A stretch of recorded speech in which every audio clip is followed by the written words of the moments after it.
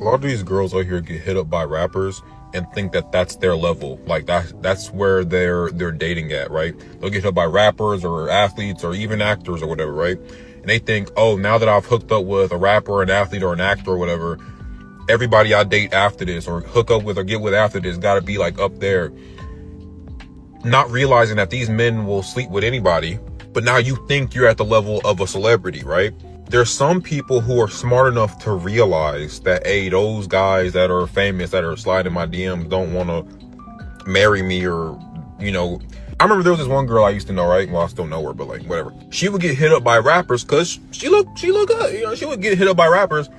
And then, like, I remember I made a joke or something about her, like, trying to get with one of them. And she was like, no, I'm not going to get with one of them. I was like, why not? She was like, because I know that they only want to hook up with me and that they're not going to take me serious. Why would I give them my time? And I was like, interesting. That same girl went on to marry a regular dude and have kids, and she married now. But she's like, I'm not getting with any rappers or anybody that hits me up because, like, they don't like me. They don't even know who I am. They don't like me for real. She one of the only shorties I know who could be like, yeah, no, that's not where I'm going. I'm going for the regular dude with the regular job, obviously. And she looked good, you know what I mean? It's kind of the same way shorties will be on dating apps and they'll be like, oh my gosh, the only matches I get, not matches, or the only guys who like myself or whatever, are like all these chop dudes and yada yada. That's because they're your, I hate using this term, but they're your looks match. Like that's your level, right? But because you got cracked by that one dude that looked so good, he had money and looked good or whatever, you think that's where you're at. That's not where you're at. You're not there. You know what I mean? Them regular dudes that you think are chopped, that's where you're at. But you won't accept that. So, you know, it is what it is. And you got to understand, man, with the way that you out here talking, with the way that you out here acting, with the way that you out here thinking that you're just going to talk crazy to a man, treat a man like he's dirt, a man is not going to pursue that. There's no reason for him to. There's no reason for him to get up out of bed every morning, having a great day, might have had a great night with his friends, just to come up to you. You got an attitude. And the only way that attitude is going to leave is if you have more cowbell. Man this, didn't amend that. Man. Let's just blame man and take no accountability because it's a man's fault. But didn't a man make you a single mother? Didn't he leave you with a broken home? Didn't a man leave you high and dry with those babies? No, actually, no. Nobody made me anything. See, that is what I find to be so interesting. The idea that anything that has happened to me is automatically a man's fault. Let me explain something to you, because this is something that I used to hear often on that Bird app. And if this channel was, or if this account was to get bigger, I'm going to hear it here too. So let's go ahead and get in front of it now. Nobody made me anything. There is not a single circumstance that I am not currently sitting in and living in that I was not a willing participant in. Every decision, even though I could say in hindsight, I didn't fully understand certain things back then, I was still a willing participant in my life. Right. I still made poor decisions. I still did things I wasn't supposed to do. And now I sit in my circumstances, or I sit in certain consequences, and I sit in where I am in life now. And I look back and I absolutely see where I dropped the ball and where I made mistakes and where I made poor decisions. And I have to take that on the chin and just keep moving through my life, because I am no one's victim. And honestly, you know, Mata wouldn't be like, why am I not being asked out? It's because honestly, men are having, with a lot of these young ladies, men are having to ask. Men are having to beg for the bare minimum. I'm having to beg for softness. I'm having to beg for, you just showing some type of interest. I'm having to beg for you to say that you even like me. I'm having to beg for you to say thank you, while you expecting me to buy you all of these gifts and wine you and dine you and all that stuff. Who here has a man that's a gardener, construction worker, and they do not pack them lunch? Like, it's 2023, we don't need to do that shit no more. We don't need to do that no more. Is that you? That's you? That's you, right? That's right, because you don't need to do that shit no more, huh? It's 2023, right? Huh? Stupid ass. Shut the fuck up. First of all, I don't have no problem with that if you decide not to cook for your man, but you have to understand the kind of man you got with. You got with a man that's gonna wake up early every motherfucking day. He's gotta work with fools that are just like him. You understand that?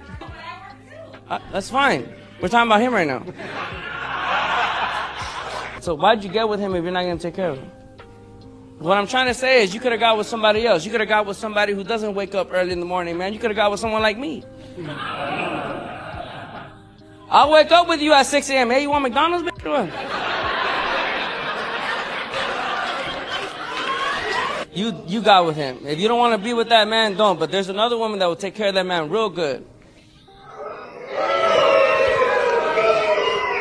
This dude right here is way too nice, and as a man, you should never let this slide. He's going away for a few days, and I think I want to surprise him with a new girlfriend when he gets back. I know I can't be the only one who wants to rebrand and change her life when she's going through it. So my first stop was Bible study, because before addressing the outer, I need to address what's going on inside first. The next stop was hair, and once I saw the name of the salon was Restoring the Glory and they were playing gospel music, everything felt alike. I was given auntie, but at the same time, I really don't care about length, you guys. I just want my hair healthy. I'm gonna challenge myself to get treatments every 3 months and leave my hair natural for at least a week. The next stop were my nails. I wanted them a lot shorter, so I opted for white on white fringe. And if I'm gonna be bald headed, I at least need my lashes done. So my next stop was to get my lashes filled, which made me feel so much better. Speaking of feeling better, y'all know a good Gouillard compa night always gets the job done. So I went out with my homeboys for a night out at Pearl, and this 1000% lifted my spirit. And before I knew it was time to pick my boyfriend up from the airport and surprise him with his brand new girlfriend. Oh my God, it's perfect.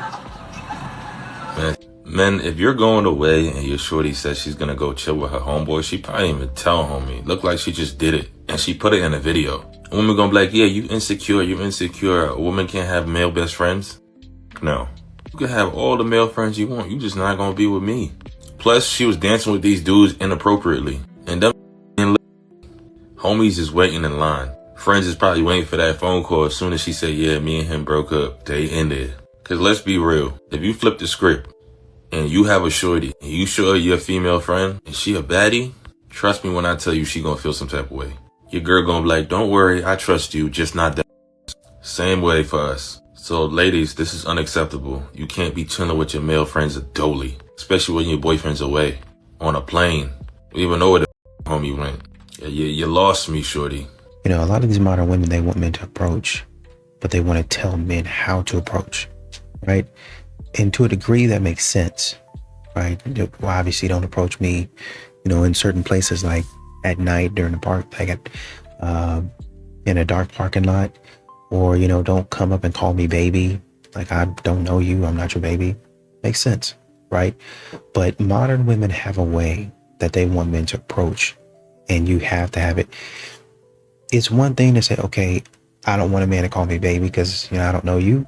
But then there's also, oh, I want him to be in a black suit, wearing some Louis Vuitton, I don't know, flip-flops, have a buzz cut, look like, I don't know, Matt, whoever, you get it. There's one thing to say, I don't want him disrespecting me, versus, oh, he got to come up like to me like this with a glass in his hand, and you don't get approached. Because if a man doesn't look a certain way, if he doesn't talk in a certain manner, right, then you disrespect him. And so men watch that, men see that, and then they're like, no. Yes, I'm selfish. I got a vasectomy because I wanted to, because guess who's not going to help me take care of the kid? A bunch of people who got an opinion about it. You're not going to help me with it. I see people with a bunch of kids, like men with a bunch of kids who don't make the money that I was making. And I'm not saying this is like a flex or a brag, but I was just looking at the economy, like how are you surviving? How do you take care of 5 kids by 4 women? You work in retail. I just knew that the more children I had, the more I'd have to work. And I didn't want to spend the rest of my life working overtime to provide for kids, because you can't enjoy life. After what I experienced in my 20s, I didn't want to go through that in my 30s and 40s. I'm very much team vasectomy, team birth control. Sometimes you got to put yourself first. And I think that's why a lot of people are so depressed. They don't realize they're overworking I'm themselves. glad you said the part about putting yourself first, because I had people tell me it was a selfish thing to do. I'm like, yes, it was very selfish. It was selfish for me. Yeah. And we got to realize that being selfish is not a bad thing. Sometimes you have to be selfish and make the best decision for you and put what other people think aside. I think kids are wonderful. If I was married to one woman, I'd probably have 4 or 5. But because I have 2 kids by 2 women, I was like, I will not in any circumstance have 3 kids by 3 women. Just Yeah. something I don't want to deal with. I'm not picking up a baby from South Philly. I'm not picking up another one from West Philly. I'm not picking up another one from Chestnut Hill. It's too much. I'm not doing it. And men, you have to understand that men work off of respect, right? So if I'm seeing, hey, why is he not, really chasing me and begging for me? And I want him to really, really want me and love me and all that stuff. I get it.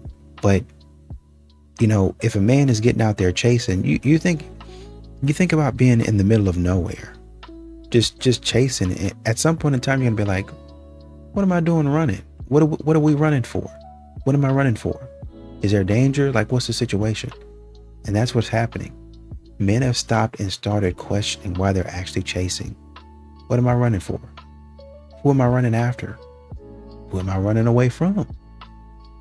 And when you see men stop and start to do that analysis, now it gets clarity on, well, what the heck? Why am I going in this direction? Ain't nothing over here for me.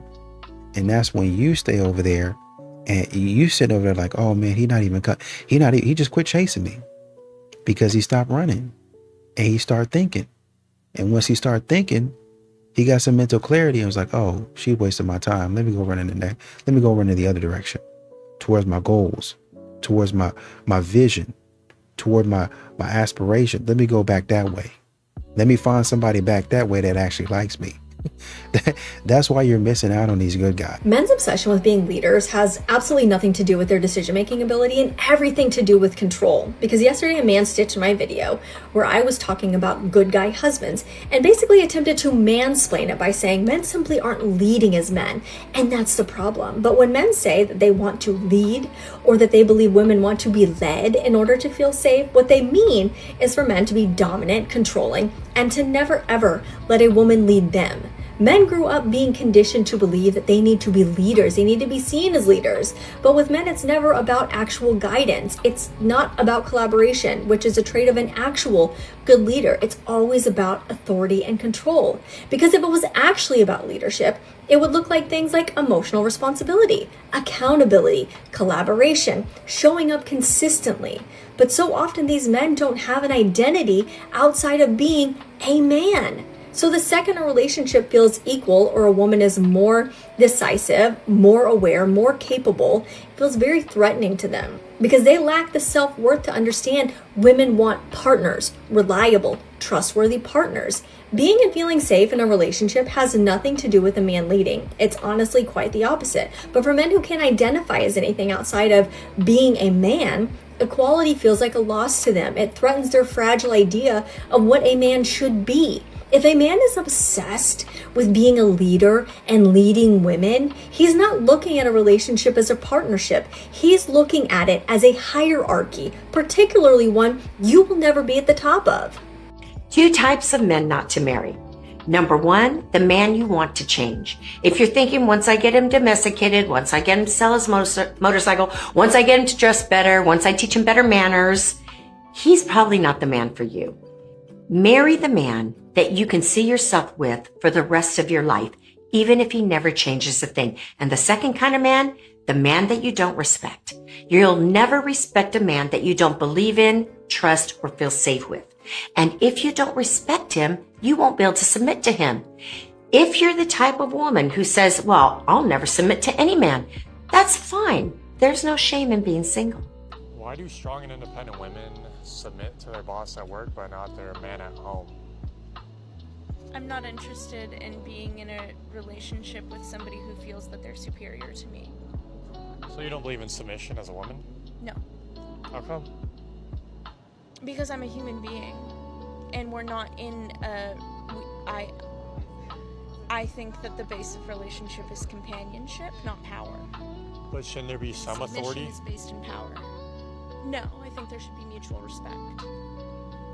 And mutual respect comes with caring what the other person thinks, but I don't think that somebody who really cares about me should be the boss of me. How about your parents? I'm an adult. My parents aren't the boss of me. But when you were younger, were they your authority? Yeah. Why? Because they're my parents. It's because there is a power structure. They have years and years of age on me.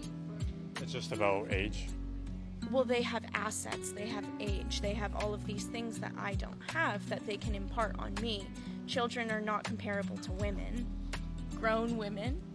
Hypergamy is probably the biggest cope of 2026. This graph probably only applies to gold diggers, escorts, or the kind of girls you'd see on a clavicular stream clip. Those are not girls you want to date anyways. I see men complaining all the time about, hoes and bodies and gold diggers. Okay, because you're literally looking in areas of the highest concentration of gold diggers and escorts and hoes. A high quality, good, nice girl with good values is not hypergamous. Stop coping. If your goal is to attract a girl who's nice, who has good values, wants to settle down, doesn't have 20 bodies, and is all around normal, not like the ones you see on the internet, then go click the caption below if you want some real dating advice from real normal men. We found out why cheaters cheat. Oh, it was euphoria. It was talking to him and texting him all day. It was getting in trouble at work because I'm in my phone all day. It was figuring out how I'm gonna lie to get out of the house this evening because I gotta get to this man. We're going out. I don't care what it is, I gotta go. So at the height of my infidelity, it was just euphoric. It was euphoric. We used to work together. Right. So I was able to connect with people after the fact that gave me more information and would just let me know, hey, yeah, I used to mess with him too. Like, okay. He was kind of like the work hoe. He had slept with at least 4 or 5 girls there. I don't think he disconnected that easy, but way easier than myself. He knew what it was. He was more logical about it than I was. I was ready to leave my baby, leave my family. This was nice. I love y'all. I see y'all on the weekend. I wanted to be with him at all costs. You was ready to leave your kid? When I say leave my kid, I mean, here, Dad, you can have her. I'll see y'all on the weekend. If this don't work out, she's yours. Just let me be happy with him. How much would it suck if you went to approach your husband and you were thinking, oh my God, he looks so hot and I miss him so much and I just want to be close to him, and you started to kiss him, right? And you're like approaching him and he looks at you with disgust and his body changes. Like, you could have just been having a normal conversation, but all of a sudden he's just like, no, thank you. I would be like, am I fat? Like, what's wrong with me? Like, oh my God, my husband, is he cheating on me? Like all of these terrible feelings would go through my body. I can't tell you how many times I did this to my husband, my poor husband. I would reject him over and over and over again. He would shut down, he would isolate because, gosh, like, that's the worst feeling, right? I'd be wondering, why are you not leading our family? Like, what's wrong? Like, am I not worth fighting for? But my actions were saying, like, you aren't worthy and you aren't enough. When I changed and decided to change my heart and start forgiving and working on the deeper stuff, like the things that I was holding in here when I would hold out, and I needed to talk to him about that. I needed to heal in those areas, but I also needed to be intimate and show him that I desire him and that I care about him and that there's so many good things about him. And I had to start complimenting him and just being a person that he loved to be around. When I became that person and when I desired him and showed him that I just thought he was the hottest thing in the world, he started to move mountains. He started reading more marriage books, and he started to change in ways that I just never even thought was possible. If women were gonna submit, they'd have fucking done it by now. Look, most of us have scrolled the manosphere at some point. We've heard the line 100 times, we can't get these women to submit. And the assumption underneath it is that this is a recent problem. That something broke in the last 20 years and now women won't fall in line. That's not what happened. Women have never submitted. Not for 100 years, not for 1,000 years, not for 10,000 years. Men have spent that entire time trying to keep women in a one-down position. Through law, through money, through marriage, through religion, through force. And every single time, women got back up. every single time, across every culture, across every era, they never stayed down. You have to really subjugate and physically dominate women, and even then, they get back up. So here's where we actually are now. Women are free, like properly free. They don't need us for safety. They don't need us for money. They don't need us for status, and they don't need us for protection. The structures that men use to keep them dependent are gone, and they're not coming back. Which means you've got one move left. You can keep complaining about how women won't submit and lose. Or you can do the thing that nobody taught us to do. Understand them, care for them, learn how they actually work, show up, grow up. Because they were never going to submit.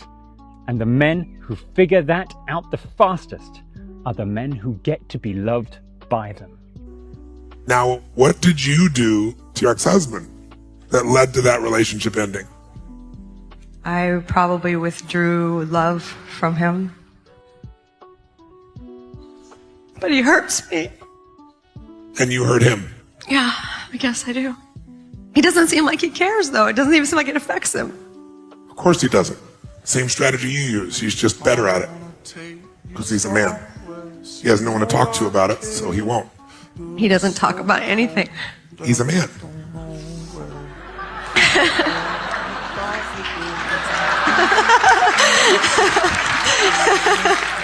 Guys, does anyone else's husband or boyfriend do this? Center Delta 9252, holding short 10 left, ready for departure. Was your flight level 370?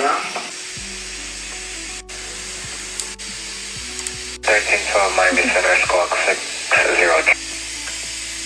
Mocking your husband for a hobby that they enjoy behind closed doors is rude. Posting it online so that others can mock him and make him the butt of the joke is the opposite of love, and it's actually very disrespectful. It should never have a place in your relationship. Your husband should have different hobbies that you don't understand because you're two different people, but you should support him in it because you like seeing him happy.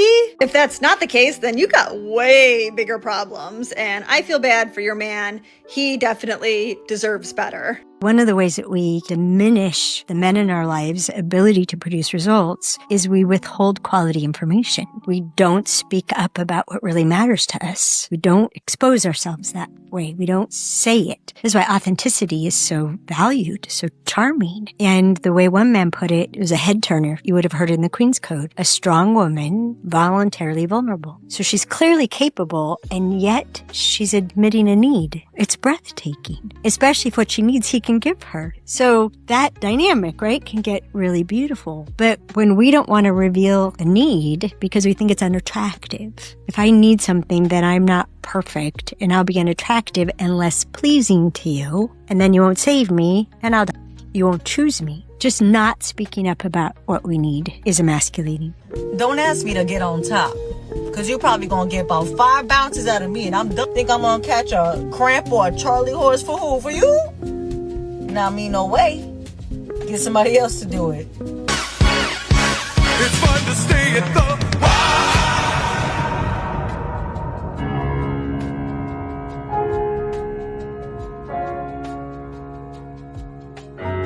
Why did you let yourself go? I've gained 60 pounds since my wedding about 4.5 years ago, and I need to be held accountable. Would you date a big girl? No. I like them slim thick. I love big girls. Big girls, that's my type of thing. What can't go wrong with a big girl? That's the best way to go. And the big girls got the most money at all times. Why do you say they have the most money? I say they got the most money. They always eating, and they gonna feed you at all times. You always gonna be fed. You never gonna be starving. Perfect with a big girl. You can never go wrong with a big girl. She gonna really feed you. She gonna make the meals. When you get home at night, she gonna cook the meals, nice meals too, cause she like food herself. Would you date me? We already dated. Stop playing. You see us? Why don't more fathers unalive themselves? It's already a huge problem of men committing self-erasure as a consequence of the depression they feel for losing their kids, their family, having their finances destroyed, their future taken from them, their past taken from them, and being told that they're a deadbeat loser and that they're the source of all the problems in somebody else's life. The reality is, most men are good men, and they've been abused and used and thrown away by bad moms who are acting out of their own evil, malicious self-interest rather than actually what's in the kid's best interest. I don't think it's why are there more, I think it's what do we do to stop it? You know, how do we get more dads back involved with their kids so that they don't have those thoughts? And that's some of the work we do in our VIP program at dadslawschool.com. The link is in the bio. If you want more time with your kids, join our VIP program today. It is not natural, not biologically natural for a woman to not feel emotional attachment or love or some sort of fluttery emotion about a man that she's sleeping with. Okay? End of story. End of story. If she's able to do any of these things, again, she either doesn't like you or she's like kind of dead inside because of all the things we just described. Now, if a woman like this somehow is saying all this because she thinks this is the cool thing to say, but she's actually not dead inside, right? This whole charade will get dropped the second a guy who comes along that she actually likes. All of this goes to I find it so interesting that when I talk about meeting my husband's needs, the automatic assumed thought is that it's just but the only need a man ever has is a need. That is completely untrue. Don't get me wrong. I've never denied my husband. I've never turned him down. I've never refused. I've always responded because I love being desired by my husband. And transparently, my husband's super sexy, okay? I desire my husband. But men are also significantly more complex than just lustful creatures like women like to paint them out to be. For example, women will sit here and demand a man increase his emotional intelligence, right? But what they really crave is that emotional vulnerability from a man. If you've ever listened to a man without interrupting him or trying to change his mind, you will hear from them that being vulnerable with a woman is a dangerous game to play. And women don't want to hear that because they refuse to take responsibility or accountability for the fact that they weaponize men's vulnerabilities. They will attack them, they will degrade them, and then they will emasculate him, and he will never come back from that. So, all right, most of us know this situation. Girl likes guy. Girl meets guy. Girl has interest in guy. Girl does not hear from guy. He doesn't text her. He doesn't call her. He's not pursuing her, but she's longing after him. She has a big crush on him, and she's kind of like indicating interest when she sees him, but he's not responding. Ladies, listen, if he's not texting you, if he's not calling you, if he's not asking you out, it's very, very, very likely he is not interested in you. And that's okay because God created you beautifully. You can work on yourself to be the best you can be, and then you can be open to the guy that is interested in pursuing you. But if you waste your time and your mental energy and your heart energy on longing after the guy that is not interested, in effect, you're shutting yourself off to that guy that might be interested. So a little bit of advice, if he's not interested in you, let it go, move on. There's better fish in the sea for you. They're not all 304s, guys. There are girls who don't engage in that kind of behavior, who don't have social media accounts, who don't party and drink every fucking weekend, who don't sleep around like that. But they are incredibly hard to find because they don't do the things that most people do. They end up going to farmers markets and shit. They go to libraries or small bookstores. They read. There are a lot of women who do that. They are not the ones who get all the attention. They're the ones you pass up, the ones who cover up. Those girls are hard to run into because they're oftentimes introverted and alone. It's work to find them. Dating apps kind of help with this because everyone is looking for companionship. These women will go on there sometimes, but then they'll delete the app soon enough. If you're one of those girls, if you want to be found, you got to be in the game. If you're not in the game, you're automatically losing. There's no way around it. Otherwise, you just get a dog and die alone. I make my money in all sorts of silly ways. I'm an exhibitionist, erotic artist, very autistic. Are you diagnosed autistic? Yes, like so far gone on the spectrum. Any other diagnoses? PTSD. Andrew here has some PTSD from his encounter with you. Probably. So you have it and you inflict it also. Well, I've been working on that. Congrats. I am known as America's favorite MILF. Does Forbes put out a list or? Well, okay, if I have the cybersecurity guys check my stolen content on the underworld, I am the most clicked on natural face in my category of MILFs. What's the ranking system? When you go to cybersecurity people, they can check and see your face face now out there. So they can see all my stolen content like all over the world. So it's pretty crazy. Like I haven't monetized hardly anything because I didn't listen to my mother. She told me that my pictures might get stolen, and that did in fact happen quite a bit. Okay, these are some dubious claims here. Kim Kardashian is a mother, and she's a MILF. But she's not a pog MILF. I'm a fat white girl, natural. Wait, Rachel, why? Natural. Rachel, why do you know about that? know? The men don't care about the big old lips. Yes, they do. And no, the women are doing that for themselves. Yeah. The men would rather a woman change her stinking attitude than put on all that makeup and hair and everything. That's what the men want. But the women will go out there like, oh, I'm going to change this, I'm going to change that. If you look at a man and the man said, yeah, he's fat. If he's feeling bad about himself, he'll go and hit the gym. What's the woman going to do? Get a BBL, get her lips done, put on her makeup, put on her hair, and stay the big old fat person that she is and say, oh, it's body positivity. Women need to change their attitude before they change their makeup.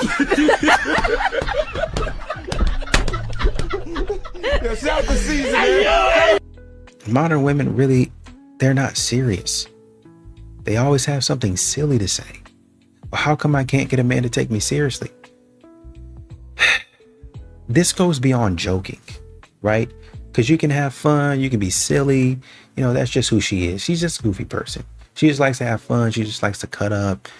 That's just who she is, right? If that's not your personality, leave her alone. That's one thing. What we have today is modern women cackling and being silly in a man's face when a man is trying to approach. And not only do they act silly and immature, they continue it instead of saying, no, we just playing. What's going on? There's one woman in the gym. Man came up to her, you know, maybe he could have said something a little bit better. Maybe he could have approached a little bit better. He didn't do anything weird. But, you know, maybe he could have said some stuff better. Her friend jumps in, starts cackling and doing all that other stuff. And instead of saying, no, I'm sorry, go ahead. You know, this is your moment. And really, you know, being genuine about it. You know, maybe you give him a good natured ribbing. Hey, you remember when you said that to Chloe? And, you know, just kind of bust out laughing. And, you know, you kind of roast them a little bit and go on about your business. Men can take that. What men don't want to be involved in anymore is being the butt of the joke every single time. And they really didn't even do anything wrong. It's not worth it, man.